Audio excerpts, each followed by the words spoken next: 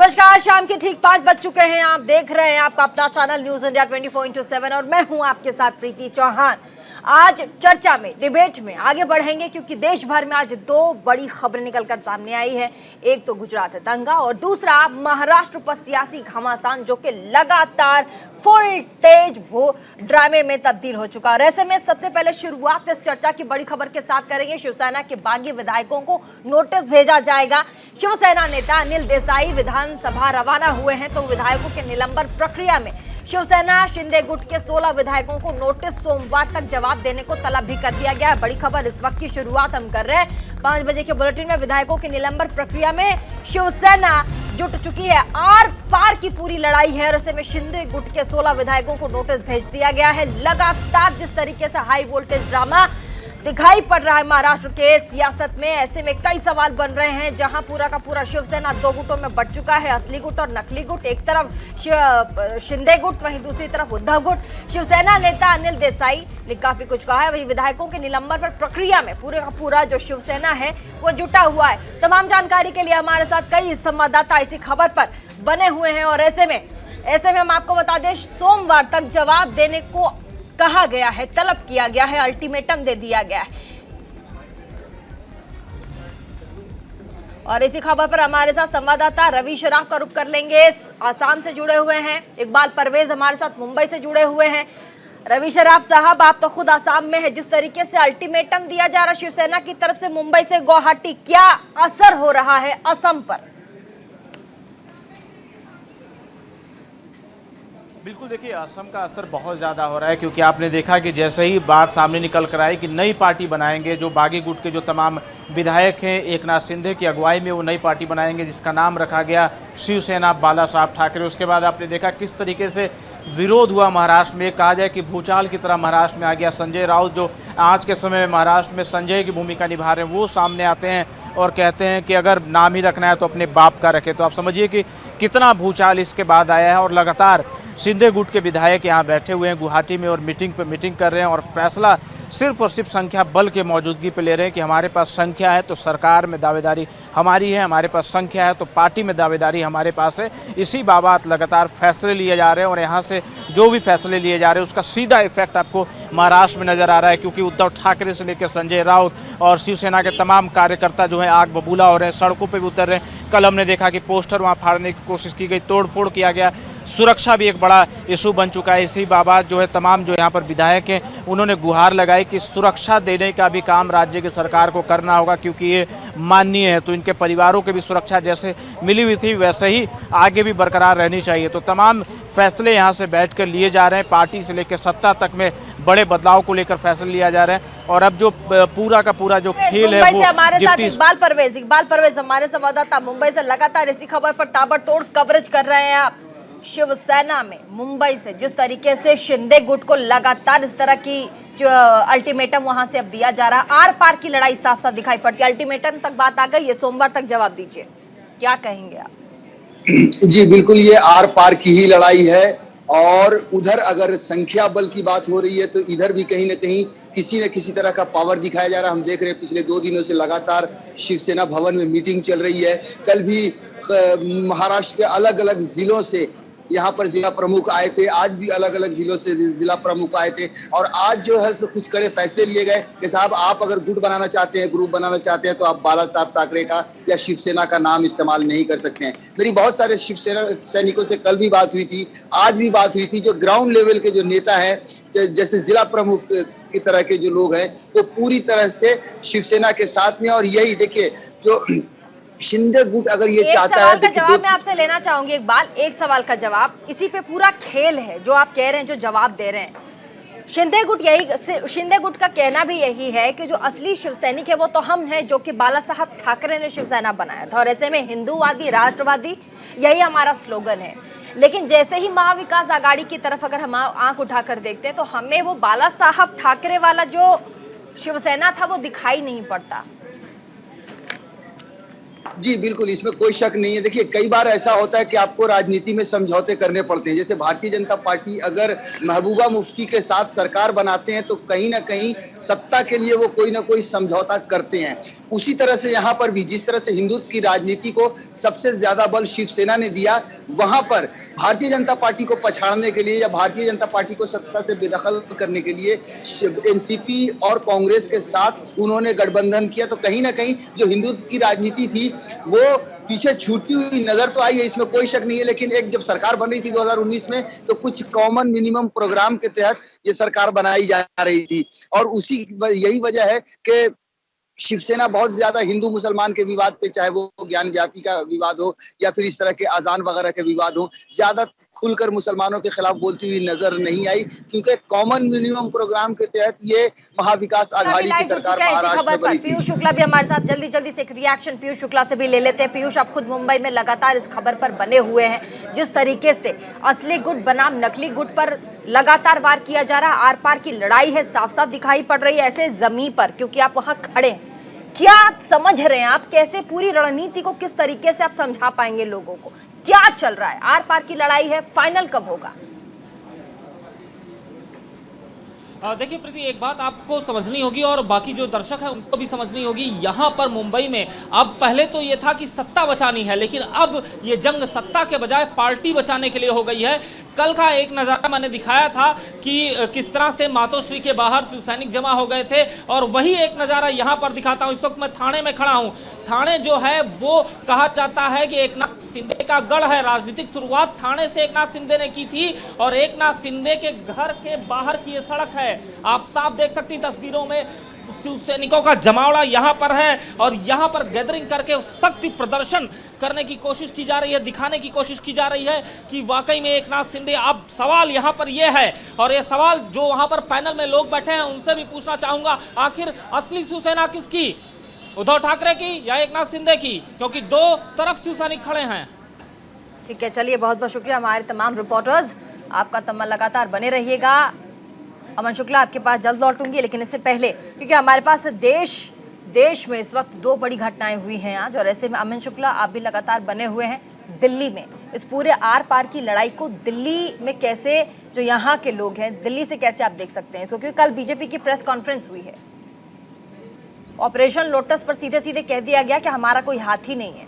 देखिए, अगर इस पूरे मामले पर हम दिल्ली से बात करें तो जल्दी से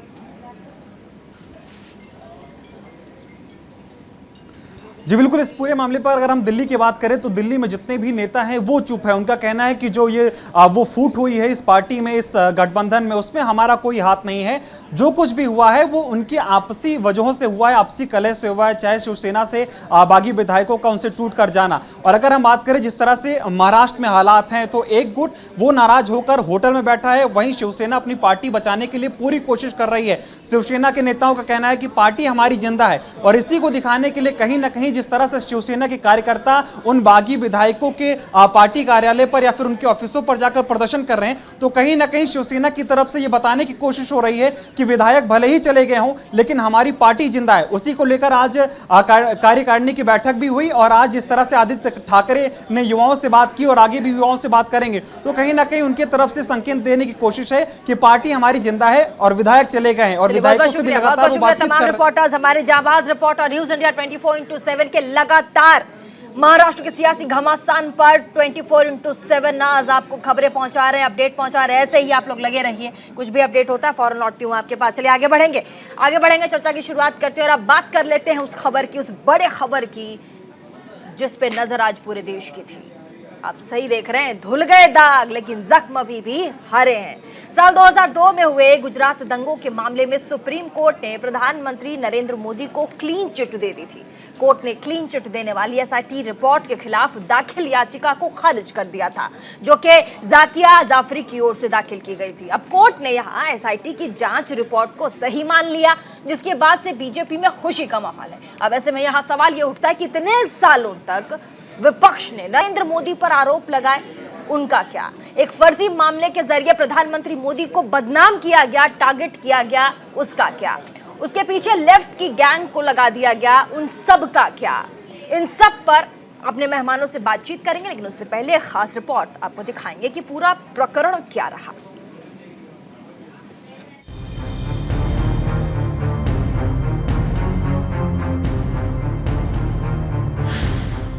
देरी से मिला न्याय, न्याय है। सालों तक चला मामला, फिर मिली क्लीन चिट। शंकर की तरह विषपान करते रहे पीएम मोदी।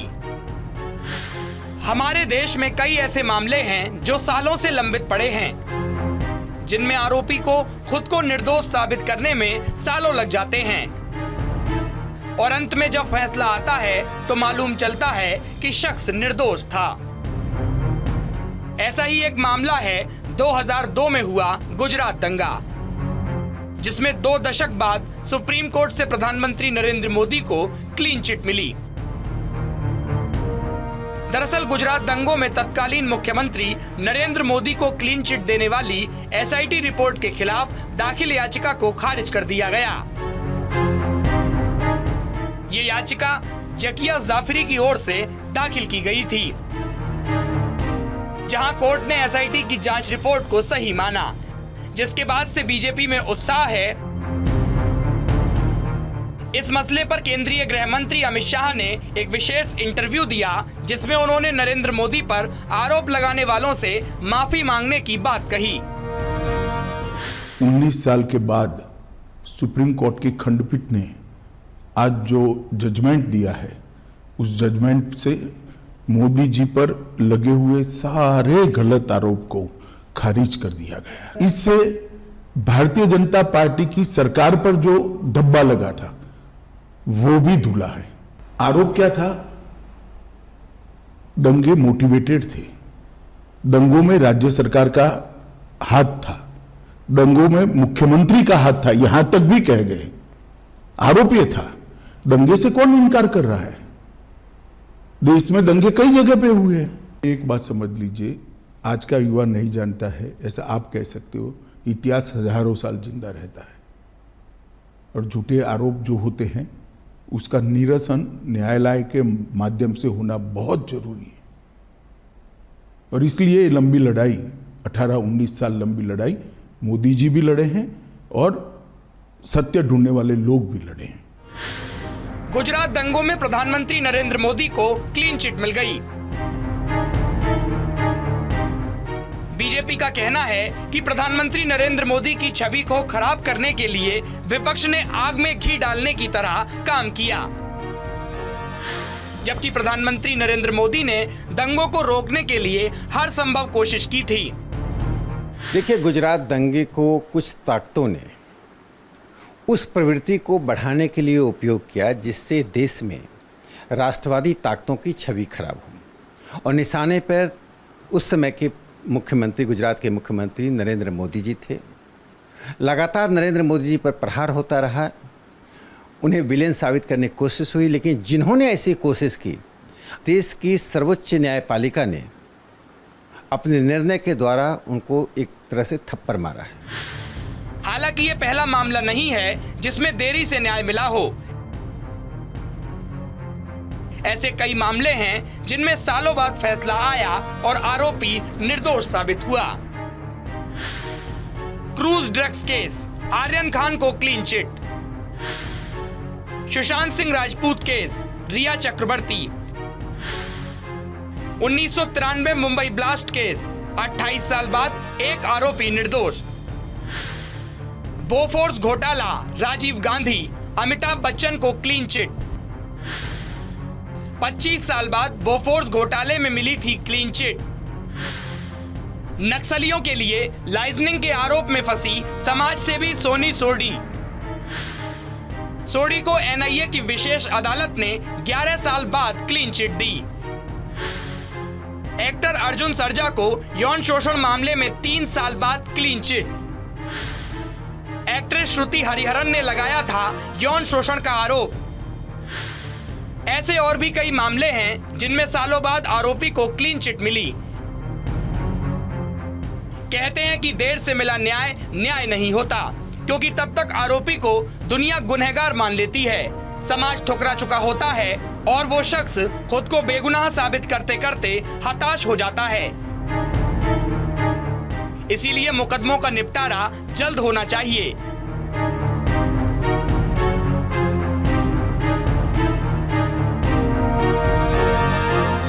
देश में हर न्यायालय की अपनी समस्या है, उसका निपटारा उसी हिसाब से होना चाहिए और न्यायपालिका को ऐसे मामलों में थोड़ा ध्यान देना चाहिए। Bureau report, news India.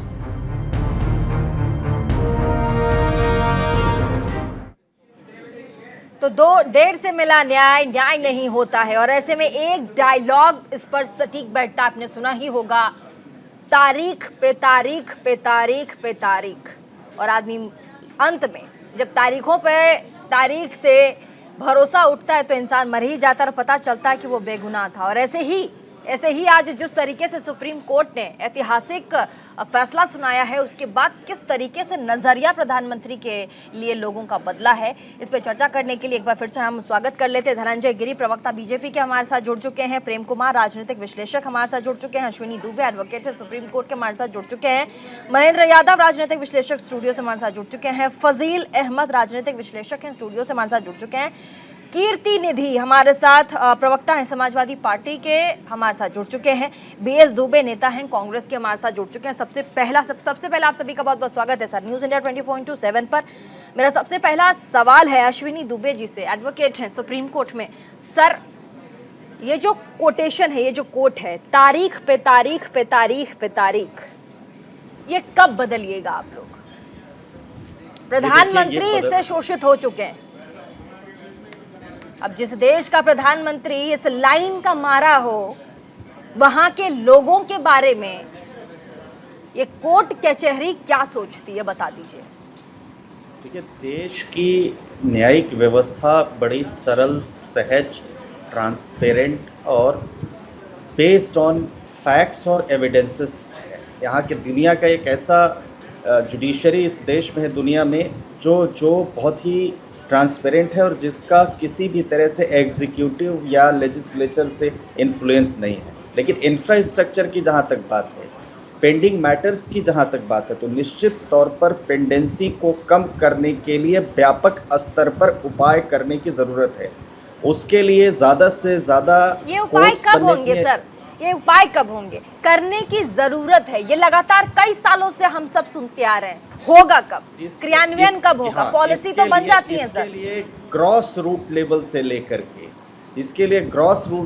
से लेकर के देश की उच्च अदालतों तक न सिर्फ स्ट्रेंथ बढ़ाना पड़ेगा, बल्कि इंफ्रास्ट्रक्चर बढ़ाना पड़ेगा, जजों के अपॉइंटमेंट्स बढ़ाने पड़ेंगे और उसके साथ साथ जो एक जटिल प्रक्रिया है, एविडेंसेस के एग्जामिनेशन की जटिल प्रक्रिया है, तमाम जो पैरा लीगल्स और भी असिस्टेंस देने वाली अथॉरिटीज हैं, उनको इस्टेब्लिश करने की ज़रूरत पड़ेगी। और ये तभी होगा जब सरकार पूरी कंप्लीट विल पावर के साथ, जुडिशरी के साथ खड़ी होगी। देखिए क्या होता है कि हाई कोर्ट्स में, देश भर के हाई कोर्ट्स में आप देखिए तमाम पद रिक्त पड़े हुए हैं। देखिए, विश्वास की बात कर रहे हैं, मैं यहाँ आपकी बातों का खंडन करूंगी सर। आप विश्वास की बात कर रहे हैं, विश्वास अपने कानून पे हमारे देश का हर एक नागरिक करता है, लेकिन जब टाइम टेकिंग होता है और लोगों के चरित्र पर सवाल उठाए जाते हैं, उसके बाद विश्वास अपने आप धूमिल भी होता है। अब ऐसे में जब आप सुप्रीम कोर्ट का आज वर्डिक्ट सुनते हैं और आपको पता चलता है कि अच्छा ये कहानी थी, उसके बाद क्या आपको लगता है विश्वास कायम रहेगा? क्या इसकी जिम्मेदारी खुद कानून व्यवस्था की नहीं है कि विश्वास बनाए रखे वो? देखिए, त्वरित और फौरी न्याय एक कैंगारू कोर्ट्स में ही होता है। यहाँ पर 20 साल त्वरित न्याय की बात सर, 20 साल सर, 2002-2022 20 साल जुडिशियल प्रोसेस त्वरित न्याय है सर। 20 साल मल्टीपल लिटिगेशंस हुई, किसी भी मैटर में मल्टीपल लिटिगेशंस हुई। कैसे मल्टीपल लिटिगेशन हुई? सेशन, जब मैजिस्ट्रेट कोर्ट में ऑर्डर होता है तो सेशंस कोर्ट में अपीलेट पावर है, अपीलेट कोर्ट में जाता है तो हाई कोर्ट में जाता है। एक रिएक्शन पहले ले लेते हैं सबसे। अश्विनी सर, मैं आती हूँ आपके पास। अश्विनी सर, सबसे पहले एक रिएक्शन ले लेते हैं। हमारे साथ भी कई मेहमान अभी इस वक्त जुड़े हुए हैं। अश्विनी दुबे जी हमारे साथ, बीजेपी के प्रवक्ता हमारे साथ जुड़े हुए हैं। अश्विनी जी, क्या कहेंगे आप? 20 साल बाद न्याय, 20 साल बाद न्याय सर। धनंजय गिरी जी, 20 साल बाद न्याय, माफ कीजिएगा, धनंजय गिरी जी बीजेपी से जी, 20 साल बाद न्याय। प्रीति जी, 20 बरस से मोदी जी के गले में गोधरा कांड का गरल उतरता रहा।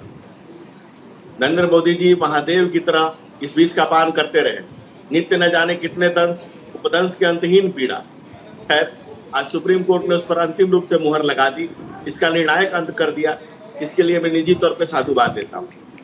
देखिए, जो दिया जलेगा उसी से उजाला होगा। बिना जले कोई सूरज नहीं होता। हथौड़े की चोट से ही पत्थर भी भगवान हो जाता है। वक्त की चोट लाख सख्त हो, लेकिन विद्रोही चेतना का व्यक्ति नहीं रुकता, नहीं ठहरता है। वह काल के कपाल पर नई इबारत यूं नहीं लिखी जाती है। इसके लिए तिल तिल कर जलना पड़ता है, तिल तिल कर जीना पड़ता है। नई सदी के नरेंद्र एक अवतार है। एक नए धर्म युग धर्म की स्थापना हो रही है। इस राष्ट्र यज्ञ के नरेंद्र महान पुरोहित है। नरेंद्र मोदी, आदरणीय नरेंद्र मोदी शिल्पकार और स्वप्नदर्शी हैं। आदरणीय नरेंद्र मोदी जी वर्तमान राजनीति के आदर्श और आश्चर्य है। इतिहास केवल आश्चर्यों की सूची है, यह हमें फिर से आश्चर्यचकित करने के लिए तैयार कर सकती है। माननीय सर्वोच्च न्यायालय से निर्छीर न्याय की अपेक्षा की जा सकती है और यही हुआ। यहाँ देर अवश्य हुई है, जो बात आप कह रही है, देर हुई है, पर अंधेर नहीं हुई। गुजरात दंगों में माननीय नरेंद्र मोदी के व्यक्तित्व को झुलसाने की साजिश हुई। गोधरा और गुलबर्ग में जो हुआ वह मानवता को शर्मसार करता है। कौन हिंसा और अराजकता का पक्षधर हो सकता है? जो समाज चिट्ठी कोण देकर भोजन करता हो, पत्थर को भी भगवान के रूप में पूजता हो, वह समाज हिंसा का मार्ग नहीं चुन सकता। मोदी जी हिंदू पुनर्जागरण के प्रतिनिधि हस्ताक्षर है। जहाँ सर्वे भवन्तु सुखिनः, सर्वे सन्तु निरामया का आदर्श हो, जिसके जीवन का आदर्श हो, वहाँ हिंसा के लिए कोई स्थान ही नहीं है। गुजरात की कालीमा के खिलाफ धवल राजनीति से संभव थी। असत्य के सहारे साजिश झूठ साबित हुए। प्रेम कुमार जी, इस पूरे प्रकरण को आप कैसे देखते हैं? 20 साल गुजर जाते हैं सर, 20 साल बाद वर्डिक्ट आता है कि आदमी बेगुनाह था। देखिए प्रीति जी, पहली कोई भी हो ना सर, प्रधानमंत्री तो आप छोड़ ही दीजिए, आम आदमी की भी अगर हम बात करते हैं तो आम आदमी की अगर हम बात करें तो भी अगर 20 साल बाद किसी को न्याय मिले, तब तक आदमी अगर मर जाए, भगवान न करे, अगर गुजर जाए तो क्या हो? प्रीति जी, पहली बात तो ये है कि ये जो फैसला 20 साल बोल रहे हैं ना, इसको थोड़ा सा सुधारिए। चूँकि SIT रिपोर्ट जब आई थी वो उसी समय न्याय जो होना था। उसके बाद जकिया जाफरी जी अपील में जाती हैं और अपील जो आज ना खारिज हो जाती है, तो कोई नई बात नहीं हुई है। ये अन्याय आज तक आप बोल रहे हैं 20 साल बाद न्याय, मैं कह रहा हूँ 20 साल बाद आज भी न्याय नहीं मिला जकिया जाफरी को। प्रधानमंत्री जी के चप्पल नहीं घिसे हैं नरेंद्र मोदी जी के, उनकी एड़ियां नहीं घिसी हैं, लेकिन जकिया जाफरी जैसी असहाय और निर्बल महिला जिसके पति की हत्या कर दी गई, उनको आज भी न्याय नहीं मिला है। ये सुप्रीम कोर्ट से जी न्याय नहीं मिला कह रहे हैं, दुबे जी कह रहे हैं न्याय नहीं मिला है। क्या कहेंगे आप तो कह रहे हैं क्या न्याय हुआ था, ये कह रहे हैं न्याय नहीं मिला है। प्रेम कुमार जी कह रहे हैं न्याय नहीं मिला है। सुप्रीम कोर्ट के वर्डिक्ट के बाद आज जब गुजरात दंगे पर माननीय मोदी जी को क्लीन चिट मिलने से जहां देश प्रसन्न है, सुप्रीम कोर्ट से जब न्याय हो चुका है, उसके ऊपर तक कुछ नहीं है। उसके बाद भी इस देश में कुछ ऐसे लोग हैं जिनका क्या कहा जा सकता है, जिनका काम ही धवल राजनीति के ऊपर कीचड़ उछालना है, जो सत्य के सहारे साजिश करना है। सुप्रीम कोर्ट ने कुछ इशारा भी किया है, कुछ NGOs के खिलाफ, कुछ लोगों के खिलाफ, कुछ IAS अधिकारियों का बात भी आई है उसमें। तो कुछ ऐसे लोग, कुछ ऐसे तत्व समाज में एक्टिव है। प्रीति जी, इस बात से तो इनकार नहीं किया जा सकता है ना। वैसे चेहरे पे नकाब हुए और आप कुछ बेनकाब हो रहे हैं, कुछ आपके सामने भी बेनकाब हो रहे हैं। असत्य के सारे साजिश झूठे साबित हुए हैं। उपहास अपमान का सिलसिला लंबे साल तक चला है और नरेंद्र मोदी नीलकंठ की तरह हो गए। ईसा को सूली सुकरात को जहर जिस तरह से मिला था, उस तरह से नरेंद्र मोदी ने भी लंबे साल फजील अहमद साहब हमारे साथ स्टूडियो में जुड़े हुए हैं। सर, राजनीतिक नजरिए से देखा गया पूरे प्रकरण को। आज सुबह जब इंटरव्यू दे रहे थे गृह मंत्री अमित शाह, उन्होंने कहा पूरे के पूरा राजनीतिक एक जो नजरिया होता है ना, उस बदलते नजरिए के साथ इस पूरे प्रकरण को देखा गया, राजनीतिक नजरिया दे दिया गया। राजनीतिक नजरिए से ही देखा गया कि दाग तो धुल गए, लेकिन जख्म कब धुलेंगे? जख्म गोधरा कांड की, जख्म प्रधानमंत्री नरेंद्र मोदी की, जो कि लगातार 20 सालों से उनके जहन में रहा। और आज सुप्रीम कोर्ट ने प्रधानमंत्री नरेंद्र मोदी को उस गोधरा कांड में उन्हें क्लीन चिट दे दी है। लेकिन ऐसे में आज गृह मंत्री अमित शाह ने प्रेस वार्ता में एक प्राइवेट न्यूज़ चैनल को जब उन्होंने उनसे बात कर रहे थे, उन्होंने कहा, काफ़ी उन्होंने तंज कसा और साथ ही उन्होंने ये कहा कि राजनीतिक ये पूरा का पूरा रचा हुआ खेल था जिसमें प्रधानमंत्री को फंसाया गया। और चर्चा में आगे बढ़ने के लिए तमाम गेस्ट हमारे साथ एक बार फिर से जुड़ चुके हैं और साथ ही हम आपको बता दें कि प्रवक्ता बीजेपी के धनंजय गिरे जी लगातार हाथ उठा रहे। फाजिल अहमद से मैं सवाल पूछ चुकी थी, सर अपना जवाब पहले कंप्लीट कीजिए, फिर डिबेट में आगे बढ़ते हैं। देखिए, प्रेम कुमार जी जो बात कहे उसको धनंजय गिरी जी अदरवाइज अन्यथा ले लिए। प्रेम कुमार जी का सवाल ये है कि अगर सबको क्लीन चिट मिल गया, किसी अफसर पे कोई कार्रवाई नहीं हुई, किसी नेता पे कोई कार्रवाई नहीं हुई, तो एहसान जाफरी की मौत कैसे हो गई? और गुलबर्गा सोसाइटी, जो गुलबर्गा सोसाइटी थी, वो पूरे लोग मार दिए गए। आखिर सरकार में बैठे लोगों की कुछ तो जिम्मेदारी और जवाबदेही होती है ना, वो कैसे इस बात से मुक्त हो सकते हैं? जिस तरह से आपने देखा कि धर्मवीर अग्निवीर लोगों ने ट्रेनें जला दी, कोई न पुलिस, न फौज, न सीआरपीएफ, न सीआईएसएफ, आराम से लड़के ट्रेनें जलाते रहे, स्टेशन फूंकते रहे। तो इसकी जिम्मेदारी कौन लेगा? आखिर सरकार किस बात के लिए है? कल कोई विदेशी हमला हमारे देश पर हो जाए, आज हमला हो गया, कल हमला हो गया और 3 दिन बाद सेना जगे, तो सरकार की कहीं ना कहीं जवाबदेही तो तय होती है ना।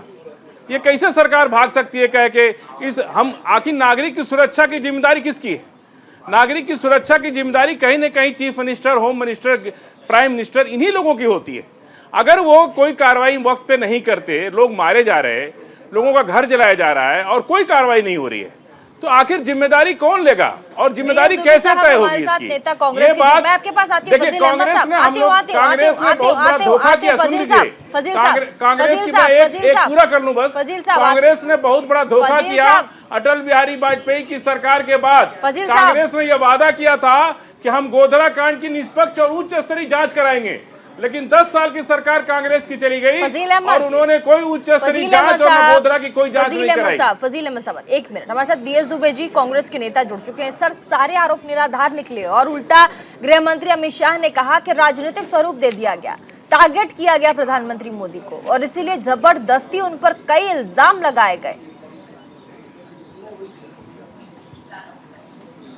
आपकी आवाज जी। दिल्ली में राइट्स हुआ, जहाँ जहाँ राइट्स होता है तथाकथित भाजपा के नेतृत्व और भाजपा के नेताओं का हाथ होता है। ये क्या कारण है कि जितने राइट, जितने दंगे, जितने अशांति समाज में अखंडता और विभिन्नता की जब मामला आती है, जब कॉन्स्टिट्यूशन पे हमला होता है, समाज में दलित, पिछड़े और माइनॉरिटीज पे हमला होता है, तो कुल मिला के कहीं ना कहीं भाजपा और सत्ता पक्ष का हाथ आता है। कहीं ना कहीं इनकी इन्वॉल्वमेंट होती है, इनके ऊपर सीआईडी बैठाई जाती है। सर मैं आपको रोकना चाहूंगी, इन्वॉल्वमेंट की बात अलग है सर, गोधरा कांड की बात अलग है, सुप्रीम कोर्ट का वर्डिक्ट अलग है। वर्डिक्ट पे बात कीजिएगा सर, वर्डिक्ट पे बात कीजिए। लेकिन आप इससे पीछा पिंड नहीं छुड़ा सकते। जहाँ भी कोई भी मामला होता है, चाहे वो दंगा हो, चाहे वो अशांति का मामला हो, कहीं न कहीं लेकिन सुप्रीम कोर्ट तो क्लीन चिट दे रही है ना सर, और परोक्ष रूप से उनका हाथ होता है। क्या हम पीछा छुड़ा सकते हैं? क्या हम जहांगीरपुरी के मामला में क्या उसको प्रोटेक्ट करने वाला कौन था, कौन होना चाहिए था? क्या उसमें क्या बीजेपी का शासन नहीं है? क्या हम इस मामला से पीछा छुड़ा सकते हैं? क्या यूपी में दंगे हुए, केंद्र में भाजपा की सरकार थी, वहाँ समाजवादी की सरकार थी, क्या हम इससे छुड़ा सकते हैं? इससे हम पीछा छुड़ा सकते हैं? क्या सरकार की जवाबदेही नहीं होती?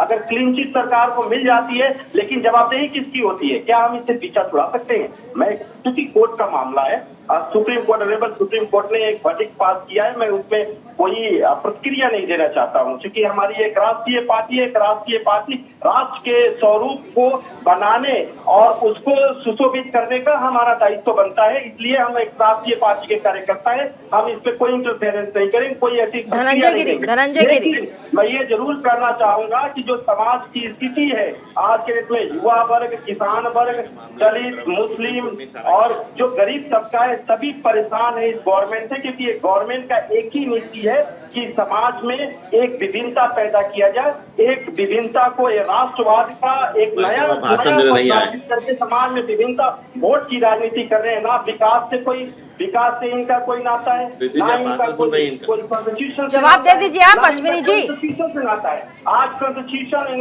इंस्टीट्यूशन को इन्होंने एक तरह से गिरफ्त कर रखा है, जो एक इंडिपेंडेंसी थी एडमिनिस्ट्रेटिव। इस देश में कांग्रेस ने आज ही के दिन आपातकाल लगाया था, कॉन्स्टिट्यूशन को तार किया था। यही इंदिरा गांधी की हत्या के बाद 3 दिन तक दंगे होते रहे और राजीव गांधी ने कहा कि बड़ा पेड़ गिरता है तो धरती हिलती है। कांग्रेस के दंगों में कांग्रेस का हाथ अब कांग्रेस की जो चरित्र रहा है आज तक, कांग्रेस का जो चेहरा रहा है, कांग्रेस का जो आज स्थिति रही है, जब ये देश का जिस देश का सर्वोच्च नेता कहता हो कि बड़ा पेड़ गिरेगा तो धरती हिलेगी, 3 दिन तक इसी दिल्ली में नंगा नाच करते रहे आप लोग, और इस देश में आज ही के दिन इमरजेंसी लगा करके संविधान को तार तार कर दिया था, लोकतंत्र का चीरहरण कर लिया था। वैसे कांग्रेसी लोग बैठ कर भाषण दे रहे। इस देश की जनता, ये जो पब्लिक है, ये सब जानती है, इस देश की जनता ने कांग्रेस को खारिज कर दिया है। कांग्रेस आज राहुल गांधी से पूछताछ होती है, सोनिया गांधी से पूछताछ होती है, तो पूरे कांग्रेसी रोड पर लेट जाते हैं अपनी निष्ठा दिखाने के लिए। निष्ठा किस चीज के प्रति? निष्ठा बेईमानी के प्रति, निष्ठा अपराध के प्रति, निष्ठा उत्थान अपना चलन के प्रति, जो कांग्रेस के करप्शन के लिए। कांग्रेस का मतलब है कि करप्शन के लिए निष्ठावान नहीं है, तभी आप कांग्रेसी। अगर आप कांग्रेसी है तो राहुल गांधी के परिवार के लिए, उनके करप्शन के लिए आपको रोड पर लेटना पड़ेगा, आपको नंगा नाच करना पड़ेगा। ये कांग्रेस का चरित्र है और यही कांग्रेस की वास्तविकता है, और पूरी दुनिया, पूरा देश इस बात को देख रहा है, और इसीलिए कांग्रेस को इस देश ने खारिज कर दिया है। आज कांग्रेस कहीं नहीं है, और बहुत जल्दी कांग्रेस म्यूजियम में पाई जाएगी। न नीति, न सिद्धांत, न समझौता, सिर्फ समझौता। किसी तरह सत्ता चाहिए, और सत्ता किसके लिए चाहिए? एक परिवार के लिए चाहिए, न देश के लिए चाहिए, न उसमें कहीं राष्ट्र है, न कहीं कोई सार्वभौम सिद्धांत है। सिर्फ और सिर्फ सत्ता का स्वाद चखने के लिए एक परिवार है। कांग्रेस पार्टी की स्थापना अंग्रेज ने की थी, और आज तक इस देश से मिट्टी से कांग्रेस तारतम्य में नहीं बिठा पाई। उसको आपने नीचे कर दिया और अदानी को आज वर्ल्ड के तीसरा बना दिया। आप कौन सा परिवार नहीं चला रहे? आप तो पूंजीपतियों का परिवार चला रहे हैं। आप मानते हैं कि परिवारवादी पार्टी है, और आपका शपथ के लिए आपको जीवन देना पड़ेगा, आपको भी लूट पर खाना पड़ेगा रोड पर लोग करके। की तरफ चल लेते हैं एक बार। महेंद्र यादव जी, आपका पक्ष क्या है? छींटाकशी का दौर तो लगातार चल ही रहा है, बीजेपी अपनी बात रख रही है, कांग्रेस अपनी बात रख रही है, सुप्रीम कोर्ट का वर्डिक्ट आ गया है। राजनीतिक विश्लेषक होने के तौर पे आप उस पूरे मामले को कैसे देखते हैं? अमित शाह ने, गृह मंत्री अमित शाह जी ने सुबह सुबह यही कहा था कि पूरा राजनीतिक मोड़ दे दिया गया इस पूरे मामले को। पूरे मामले में तो सबसे पहली बात ये उठती है कि जो कहा जा रहा है कि 20 साल बाद या 22 साल बाद न्याय मिला, 20 साल बाद, 18 साल बाद न्याय मिला, इसमें पीड़ित कौन है? कहा जा रहा है प्रधानमंत्री पीड़ित हैं, प्रधानमंत्री शोषित हैं। प्रधानमंत्री पीड़ित हैं इसमें, या जो गुजरात में जो 2000 से ज़्यादा लोग मारे गए वो लोग पीड़ित हैं। अत्याचार का शिकार कौन हुआ है? कहा जा रहा है प्रधानमंत्री जी ने बहुत बर्दाश्त किया। प्रधानमंत्री जी ने क्या बर्दाश्त किया? लगातार उसके बाद से वो जब से बने, एक बार भी कोई नैतिक आधार पर या किसी भी आधार पर उनको इस्तीफा देना पड़ा हो, कोई तकलीफ उठानी पड़ी हो? उनका तो राजनीतिक कैरियर लगातार बढ़ता गया उसके बाद से। कौन सा उनके साथ में अत्याचार हुआ? अत्याचार तो जिन लोगों के साथ में हुआ है, 2000 से ज़्यादा लोग, उनकी तो बात ही नहीं हो रही है। बात पूरी मामला कर दिया गया है कि वो 2000 लोग हों या ज़्यादा लोग हों, वो एक तरफ एक अकेला आदमी, लोकतंत्र में चाहे कितना भी महत्वपूर्ण आदमी क्यों ना हो, एक अकेला आदमी 2000 लोगों से ज़्यादा महत्वपूर्ण नहीं हो सकता। उन लोगों को न्याय मिला या नहीं मिला, असली बात वो होनी चाहिए, और उन लोगों को न्याय नहीं मिला। और आज जो हुआ है उसके जरिए ये साबित होता है कि अब उनको आगे भी न्याय नहीं मिल पाना है। असली बात तो यहाँ पर ये है, जिसको मुख्यता, जिसको बात को प्रमुखता मिलनी चाहिए, तो वो आप ये कह रहे हैं कि सुप्रीम कोर्ट ने जो फैसला सुनाया, आपको उस फैसले पर शक है? आप ये कह रहे हैं कि अगर न्याय नहीं मिला है तो? नहीं, आप न्याय मिला है तो बताइए ना कि उसमें आरोपियों को क्या सुप्रीम कोर्ट के वकील हमारे साथ अश्विनी दुबे जी जुड़े हुए हैं। सर आप बता दीजिए। मैं नहीं बताऊंगी सर, वही बता देंगे। सर कह रहे हैं कि फैसला सही नहीं हुआ। पहले मेरी बात तो सुन लीजिए।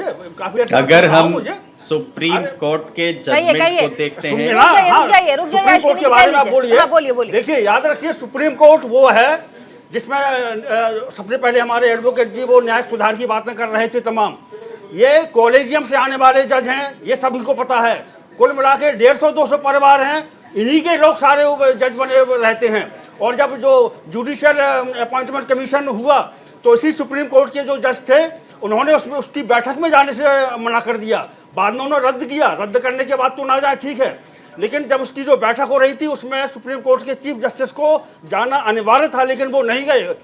तो अदालत में जो सबसे बड़ी सवाल यह है कि जो कॉलेजियम से आए हुए लोग हैं, अश्विनी जी बोलिएगा। जी सुन ली मैंने आपकी बात, मैंने आपको प्रॉपर समय दिया और आपकी खानदान के होने का कारण बना दिया जाता है, ये बात ध्यान रखिए। अश्विनी जी बोलिए। देखिए, सुप्रीम कोर्ट के फैसले का सम्मान होना चाहिए या नहीं?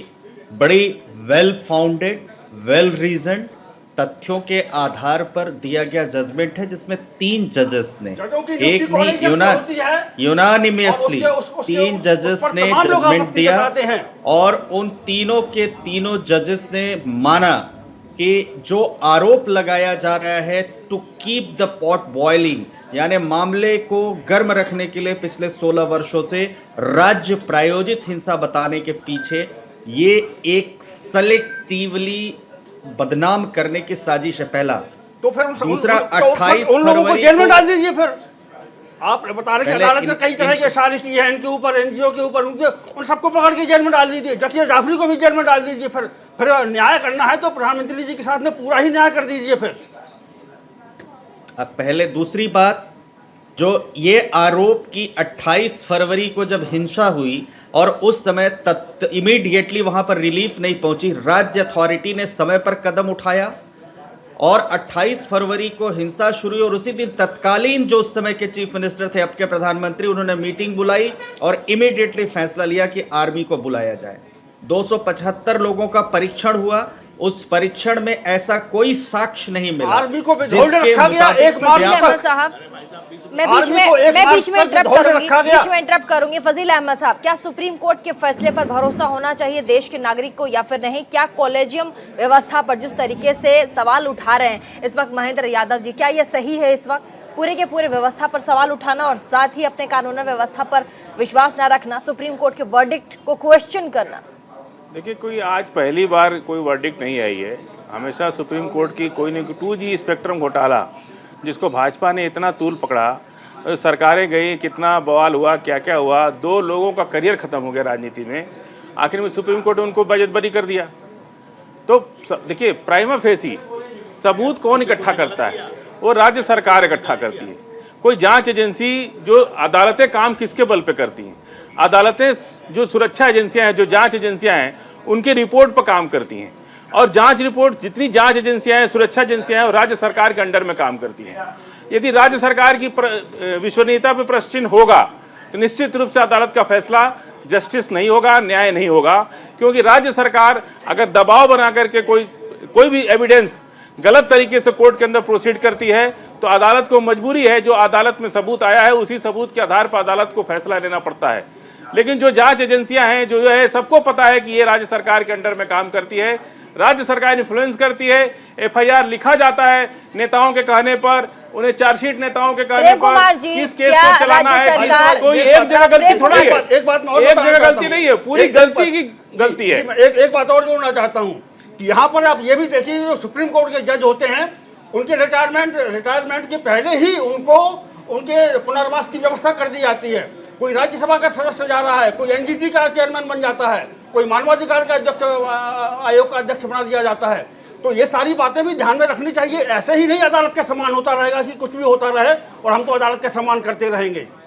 प्रेम कुमार जी, न्यायिक व्यवस्था पर सवाल, प्रेम कुमार जी, न्यायिक व्यवस्था पर सवाल। मैं आपको उदाहरण देता हूँ। एक दिन पहले की बात है, हमारे देश के सुप्रीम कोर्ट में एक जजमेंट आया और अमेरिका के भी सुप्रीम कोर्ट ने एक जजमेंट दिया। अमेरिका ने जजमेंट दिया कि गर्भपात का जो संवैधानिक अधिकार है वो खत्म हो गया, और हमारे देश में भी एक आया। वहां जो बाइडेन, अमेरिकी राष्ट्रपति, ने सुप्रीम कोर्ट के फैसले को बताया कि हमारा देश इससे 50 साल पीछे चला जाएगा। तो वो लोकतंत्र बड़ा है कि हमारे देश का लोकतंत्र बड़ा है कि आप पूछ रहे हैं कि सुप्रीम कोर्ट पर अब सवाल कैसे? हमारे देश के लिए तो हमारा लोकतंत्र बड़ा है सर। प्रेम कुमार जी, हमारे देश के लिए, हम यहाँ के नागरिक हैं, हमारे देश का कानून ज्यादा बड़ा है सर। हम यहाँ रहते, एक सेकंड सर, एक सेकंड मुझको बोलने दीजिए। आप इसको गलत रास्ते पर मत ले जाइए। जो वो कह रहे हैं उसको समझने की कोशिश कीजिए। प्रेम कुमार जी की बात को समझिए। आप उसको समझ नहीं पाए, उनके भाव को नहीं समझ पाए। डिस्कशन करना और अपनी बात को ऊंचा करने की बात नहीं है। यहाँ बात ये नहीं है, ये आप उसको गलत तरीके से इंटरप्रेट मत कीजिए। उनकी बात को समझिए, वो क्या कहना चाहते हैं उसको समझिए। एक एक करके सबको बोलने का मौका दे रही हूँ, पूरा प्लेटफॉर्म में आप लोगों को बोलने का मौका दे रही हूँ सर। देश के कानून पे भरोसा होना चाहिए ना सर, ऊपर से कह रहे हैं कि अगर आपको आप कौन से कानून को मानेंगी अगर 2 दिन पहले से आप समझ नहीं पाए, आप समझ नहीं पाए। पूरी दुनिया के अदालतों में इस बात पे बहस होती है कि जुडिशरी का सिस्टम दुनिया में क्या है और हम कहाँ खड़े हैं और वो लोग क्या है। थोड़ी गलतफहमी हुई है, मैं क्लियर करता हूँ, दर्शकों के लिए भी जरूरी है कि मैं जो बोलना चाहता हूँ स्पष्ट सामने आए। बोलिए। मैं ये कह रहा हूँ कि दुनिया का 2 लोकतंत्र है, एक अमेरिका सबसे बड़ा लोकतंत्र है, दूसरा भारत। और अमेरिका के लोकतंत्र में वहां के राष्ट्रपति अपनी सुप्रीम कोर्ट के फैसले पर सवाल उठा रहे हैं और हमारे देश में कहा जा रहा है कि सवाल न उठाइए, लेकिन हम सवाल अब भी नहीं उठा रहे। हम तो ये कह रहे हैं कि इसका जो दूसरा पहलू है, हम जिसमें कि जाकिया जाफरी न्याय मांग रही है, 20 साल से न्याय मांग रही है, उनको न्याय नहीं मिला, वो सवाल उठा रहे। एक और इम्पोर्टेंट बातें बोलना जरूरी है कि हमारे देश के गृह मंत्री जो एक्सक्लूसिवली जो जश्न मना रहे हैं, ठीक है, संलग्न पक्ष नरेंद्र मोदी जी को राहत होनी चाहिए, वो बोले, उनका हक है, बोलना चाहिए। जो भी संलग्न पक्ष है, दुखी है, वो दुख व्यक्त करे, वो हो सकता है। लेकिन ये अमित शाह जी, देश का अगर गृह मंत्री एक व्यक्ति जाकिया जाफरी को न्याय नहीं मिल रहा है तो आप जश्न मनाने आ जाएंगे, तो हिंदुस्तान का नागरिक कैसे न्याय मांगेगा? भारत सरकार से लड़ेगा क्या? किससे लड़ेगा? ये बहुत बड़ा सवाल है। और जो जश्न हमारे देश के गृह मंत्री मना रहे हैं बहुत गलत है। कौन से ऐसे विघटनकारी तत्व है, कौन से ऐसे देश को विखंडन करने वाले तत्व हैं जो जाकिया जाफरी के पीछे खड़े हैं? बॉइलिंग द पोर्ट जो कोर्ट ने अरे विखंडन करने वाले वही तत्व हैं जो 2G स्पेक्ट्रम को लेकर के पूरा देश को चक्का जाम कर दिए, भारत बंद कर दिए। वही विखंडित लोग हैं, देश को विखंडित करने वाले लोग हैं। और क्या हुआ उनका बताइए? जब 2G स्पेक्ट्रम में अदालत से बाइजेक्ट बरी हो गए, उनका जीवन तो राजनीतिक जीवन खत्म हो गया। जब 3 महीने पार्लियामेंट आप नहीं चलने दिए, वही विघटनकारी तत्व है जो देश की पार्लियामेंट नहीं चलने देते, वही विघटनकारी तत्व है। इसका पक्ष को प्रमाण की जरूरत नहीं होती है। ये सुप्रीम कोर्ट में बेनकाब हो गया है कि जाकिया जाफरी जैसे लोग कर क्या रहे हैं और उनके पीछे कौन सी ताकतें हैं और उन ताकतों से किनको प्रेम है, ये भी उजागर हो गया है। और उजागर जो बाकी है वो भी उजागर हो रहा है जाएगा कि ये जो जज हैं इनको आगे कौन सा रिवॉर्ड मिलता है, किस कमीशन के चेयरमैन बनाए जाते हैं, एनजीटी के चेयरमैन बनाए जाते हैं, या ह्यूमन राइट्स कमीशन के चेयरमैन बनाए जाते हैं, या राज्यसभा सदस्य बनाए जाते हैं। लेना चाहिए सुप्रीम कोर्ट के आपके लोगों के बयान पर स्वतः संज्ञान लेना चाहिए। क्यों? मैं तो बताऊंगा ना कि यहाँ हुआ है, मैं मिसाल दूंगा। स्वतः संज्ञान ले, इसमें क्या है? क्या जज राज्यसभा के सदस्य नहीं बनते हैं? न्यायिक प्रक्रिया से जुड़ा हुआ व्यक्ति नहीं हूं, चेयरमैन नहीं बनते। लेकिन इस देश में कुछ लोगों को प्रीति जी सेलेक्टिव, अगर उनके हिसाब से न्याय हो तो सुप्रीम कोर्ट की जय हो, और अगर उनके हिसाब से न्याय नहीं हुआ, अगर वो न्याय के साथ खड़े हैं और सुप्रीम कोर्ट ने न्याय कर दिया तो उन न्याय पर उंगली उठाएंगे। ये सेलेक्टिव जो तरीका है इस देश में, ये बहुत खतरनाक है। कुछ लोग सेलेक्टिव तरीके से जी रहे हैं, उनके हिसाब से चीजें हो तो बहुत अच्छा, और अगर न्याय हो जाए, दूध का दूध और पानी का पानी हो जाए, जाकिया जाफरी जैसे लोग कोर्ट में बेनकाब हो जाए, जब सुप्रीम कोर्ट एहसान जाफरी कैसे मर गए? जाकिया जाफरी एहसान जाफरी कैसे मौत हो गई? गुलबर्गा सोसाइटी कैसे जल गई? उसको कौन बताएगा? किसकी जिम्मेदारी है बचाना गुलबर्गा सोसाइटी को? एहसान जाफरी को बचाना किसकी जिम्मेदारी है? पूरे गुजरात के लोगों को बचाना किसकी जिम्मेदारी है? आखिर एहसान जाफरी फेंकने का काम किया जा रहा है, ये जो गलत आरोप लगाया कि इसी को सुप्रीम कोर्ट, इसी की लड़ाई 20 साल सुप्रीम कोर्ट में लड़ी गई है। आप ही के जैसे लोग 20 साल सुप्रीम कोर्ट में इसको बदनाम करने के अथक प्रयास किए हैं, और सारे लोग बेनकाब हो गए। एहसान जाफरी की मौत कैसे हो गई वो कौन बताएगा? हो चुके हैं, आप कौन बताएगा कि गुलबर्गा सोसाइटी कैसे जल गई? कौन बताएगा इसको? जाकिया जाफरी के याचिका को और आप एक विक्टिम को, एक विधवा को आप इस तरह की बात कर रहे हैं? एक महिला जिसने अपना पति खोया है और सांसद था इस देश का, उसने अपना पति खोया है, उसके प्रति आप इतनी नफरत की भावना रखते हैं कि वो अपनी कानूनी लड़ाई लड़ रही है, हिसाब करने चलेंगे तो बहुत दिक्कत हो जाएगी। इस देश में बहुतों ने बहुत कुछ खोया है, इस देश के लिए क्या खोया है आपने? आपने 2G स्पेक्ट्रम के लिए 4 महीने पार्लियामेंट को बंद कर दिया था। देश ने आपको देश समझता है सब। 4 महीने पार्लियामेंट नहीं चली, जितने मेरे गेस्ट यहाँ पे जुड़े हुए हैं, देखिए सर, अदालत ने तो देखिए सर, बातें राजनीतिक करने को बहुत कुछ है, छींटाकसी करने को बहुत कुछ है, लेकिन हमारे देश में सुप्रीम कोर्ट, कानून व्यवस्था, इसी से पूरा देश चलता है। अगर वर्डिक्ट आया है तो आपको नहीं लगता पूरे देश को उस वर्डिक्ट पे भरोसा होना चाहिए? फिर तो न्यायिक व्यवस्था को कोई मतलब नहीं रह जाता ना सर। देखिए भरोसा तो बनाना पड़ता है। न्यायिक व्यवस्था का सवाल तब भरोसा देखिए, भरोसा एजेंसियों को बनाना पड़ता है, मानने के लिए हम बात हैं, बनाना पड़ता है, फैसला तो माना ही जाएगा। अश्विनी जी, आप अपना चैनल चला रहे जब हमारे साथ भरोसा रहे या ना रहे ये तो अलग बात है। भरोसा बनाना पड़ता है। आप केवल कह दीजिए कि साहब हम सरकार इसलिए हमारे भरोसा कीजिए, तो कैसे हो सकता है? धनंजय जी सरकार कुछ को कह रहे जनता थे, में भरोसा नहीं दिला रहे आप लोग। धनंजय जी भरोसा नहीं दिला रहे। उत्तर प्रदेश के अंदर अलीगढ़ में बोले थे धनंजय जी बोलिए, घर टूटा उसमें। धनंजय जी बोलिए। देखिए ऐसा है, सोमनाथ से केदारनाथ, कच्छ से कामरूप, जो अलीगढ़ में पुलिस चौकी जला दिया, मोदी जी किसी अपराधी घर टूटा, किसी बुलडोजर चला किसी घर, विश्वास कैसे मान लेंगे आपका हम? आप एक मुसलमान के घर में बुलडोजर चला रहे और अलीगढ़ पुलिस चौकी कोई फूक रहा है, उसके घर में कुछ भी नहीं हो रहा है। जब बुलडोजर आप वही नहीं तोड़ रहे, जब हम कैसे विश्वास कर ले? एनकाउंटर किए जाते हैं, सिलेक्टिव है। जब एनकाउंटर किए जाते हैं तब ये नहीं देखा जाता। पीड़ा कहाँ जब एनकाउंटर किए जाते हैं तब नहीं देखा जाता कि भाई अदालत न्याय करे। बिल्कुल, आप पीड़ा विश्वास आप तोड़ रहे हैं ना, आप तोड़ रहे विश्वास, आप विश्वास तोड़ रहे। आप एक आदमी को आप घर तोड़ रहे और एक आदमी को खुली छूट दे रहे कि ट्रेन चलाओ। हम बंगाल में भी चलाएंगे, हम यूपी में भी चलाएंगे। दर्द ये है कि पत्थर चलाने से देखिए न्यायिक व्यवस्था पे भरोसा दर्द ये है कि पत्थर उसका बुलडोजर क्यों चला दिया? दर्द क्या है समझिए ना, पीड़ा समझिए, पीड़ा क्या है, यही विश्वास है, यही विश्वास हो रहा है। अब आपको विश्वास नहीं है तो आप ये समझिए, ये तो कराएंगे तब आपको बहुत शुक्रिया। समय की पाबंदी बहुत बहुत शुक्रिया। धनंजय गिरी जी हमारे साथ, बीजेपी के प्रवक्ता, तमाम हमारे जितने गेस्ट हमारे साथ जुड़े थे। दाग धुल गए लेकिन जख्म नहीं गए। गोधरा कांड पर जिस तरीके से आज सुप्रीम कोर्ट का फैसला है, और साथ ही हम आपको बता दें गृह मंत्री अमित शाह ने अपनी बातों को रखते हुए ये कहा कि ये पूरा का पूरा राजनीतिक प्रकरण था जिसमें प्रधानमंत्री नरेंद्र मोदी को जबरन उनके नाम को खराब किया गया। हालांकि जिस तरीके से 20 साल के बाद ये फैसला आया है सुप्रीम कोर्ट का, उससे एक बात साफ है कि एक नागरिक को अपने हक के लिए, अपने नाम को वापस पाने के लिए क्या हमारे देश में ये जो न्यायिक व्यवस्था है हमारे देश की, क्या 20-20 साल तक इंतजार करना पड़ेगा? आखिर हमारी न्यायिक व्यवस्था उस ढर्रे पे, उस ढांचे पे क्यों काम नहीं करती है जिसमें एक आदमी को अपना सब कुछ खोना ना पड़ जाए? अपनी रिस्पेक्ट, अपना परिवार, अपना देश, हर एक चीज। फिलहाल इस बुलेटिन में बस इतना ही। इसी के साथ देश और दुनिया की तमाम बड़ी खबरों को देखने के लिए बने रहिए न्यूज़ इंडिया 24/7 के साथ।